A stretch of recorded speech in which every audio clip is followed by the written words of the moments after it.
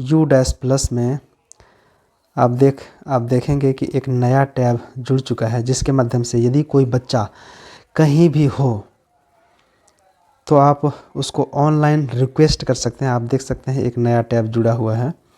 एक हो गया आपका रिक्वेस्ट मैनेजमेंट और दूसरा हो गया फॉर्म फिल्स वैलिडेशन गाइड। मतलब देखिए, जो वैलिडेट करने के लिए एक मैंने बच्चे का वेरिफिकेशन जो है वो होने के लिए सही आपको ये गाइड करेगा। जाएंगे आपको बहुत सारी चीज़ें इसमें देखेंगे। और दूसरा है रिक्वेस्ट मैनेजमेंट। ये रिक्वेस्ट मैनेजमेंट जो है, इसके माध्यम से आप क्या कर सकते हैं, इसको एक बार हम लोग टैप करते हैं।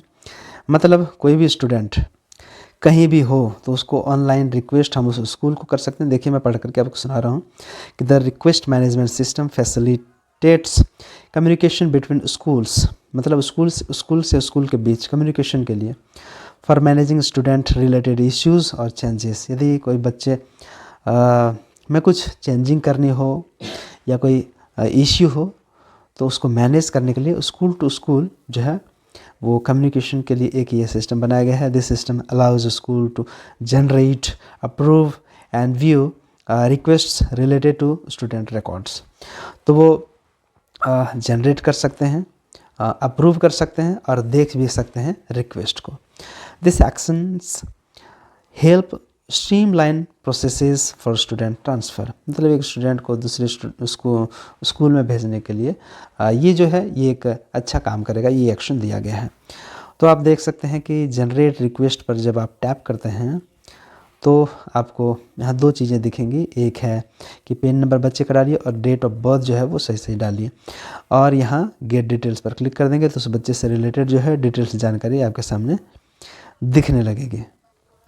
मतलब उसका यू डैश कोड दिखने लगेगा, स्कूल का नेम दिखेगा, स्टूडेंट का नाम दिखेगा, उसका जेंडर दिखेगा, डेट ऑफ बर्थ दिखेगा, स्टूडेंट का पेन नंबर दिखेगा, स्टूडेंट का स्टेट कोड क्या है वो भी आप जान जाएंगे कि किस स्टेट में है, मदर्स नेम, फादर्स नेम, आधार नंबर, नेम एज पर आधार, वो सारी चीज़ें आपको यहाँ पे दिखेंगी। यानी कि स्टूडेंट का बेसिक डिटेल्स।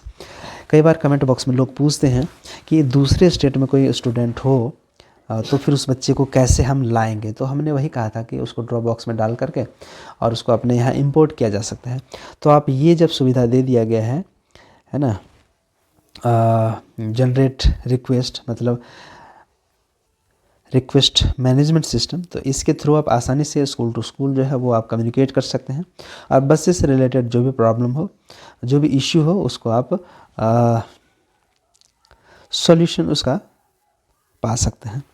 देखिए यहाँ पे आप वो देखने के बाद आप रिक्वेस्ट यहाँ पे करेंगे। यहाँ पे साफ साफ लिखा हुआ है कि यदि कोई रिक्वेस्ट आपको जनरेट करना है तो आपको पेन नंबर और डेट ऑफ बर्थ जो है उस बच्चे का, एक्टिव बच्चे का आपको मालूम होना चाहिए। और request can be generated only for students with in the state.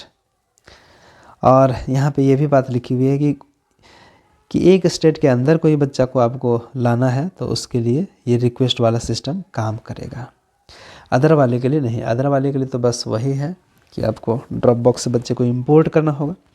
In case of no pen, यदि पेन नंबर है ही नहीं तो क्या करेंगे, तो आप ग्लोबल स्टूडेंट सर्च में जाएंगे, उस बच्चे के बारे में डिटेल्स आपको पता चल जाएगा।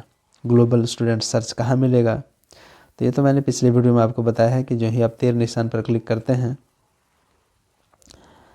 तो आपको यहाँ पे दिखेगा ग्लोबल स्टूडेंट सर्च। इस टैब को क्लिक करेंगे तो उस बच्चे के बारे में 2-3 तरीके हैं जिसके माध्यम से बच्चे को आप सर्च कर सकते हैं। पहला तरीका है कि स्टूडेंट का पेन नंबर लिखें। पेन नंबर नहीं है तो आप मतलब उसके लिए आपको यहाँ पे टैप करना होगा। यदि वो नहीं है तो स्टूडेंट का name as per school record यहाँ पे लिखें, फिर उसका आधार नंबर यहाँ पे लिखें, फिर सर्च बटन दबाएं।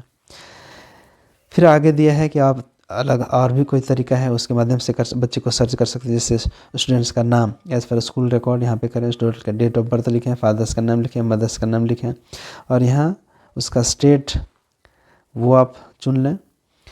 और तो यहाँ पे क्या है कि कम से कम 2 ऑप्शनल फील्ड जो है आपको इसमें भरना पड़ेगा, तभी सर्च बटन यहाँ पे जो है नीचे वाला ये काम करेगा, मतलब वो बच्चे को तभी सर्च कर पाएगा। तो इस तरह से ये सुविधा दी हुई है, आप उस बच्चे को सर्च करके निकाल सकते हैं ग्लोबल सर्च के थ्रू। तो जब आप जनरेट रिक्वेस्ट कर देते हैं तो फिर आप अप्रूव भी, और ये जो दूसरा टैब है अप्रूव रिक्वेस्ट को अप्रूव कर सकता है। आपने कोई रिक्वेस्ट किया, ठीक है, किसी स्कूल को, तो वो school with in the same state, मतलब एक ही स्टेट के अंदर कोई स्कूल है, उसको आपने रिक्वेस्ट किया, तो जब वो अप्रूव रिक्वेस्ट टैब पर क्लिक करेगा तो उससे दिखेगा कि हाँ किसी ने रिक्वेस्ट जो है वो जनरेट किया है, ठीक है, ताकि वो उस पर कोई एक्शन ले सके, उसको अप्रूव कर सके, मतलब रिजेक्ट करे, अप्रूव करे, जो भी है। इसके बाद जो यहाँ पे व्यू टैब आपको दिख रहा है, इसमें क्या है कि जो यूज़र है जिसने इस पोर्टल को खोला है, जैसे हमने अभी खोला है, तो हम लोग यहाँ देख सकते हैं कि जितने तरह के रिक्वेस्ट जनरेट किए गए हैं या फिर जितने रिसीव हुए हैं वो सब आपको यहाँ पे दिखेगा। तो जनरेट करने के लिए ये टैब, अप्रूव करने के लिए ये टैब और देखने के लिए ये टैब दिया हुआ है। तो उम्मीद है दोस्तों आपको इससे भी थोड़ी सहूलियत मिलेगी।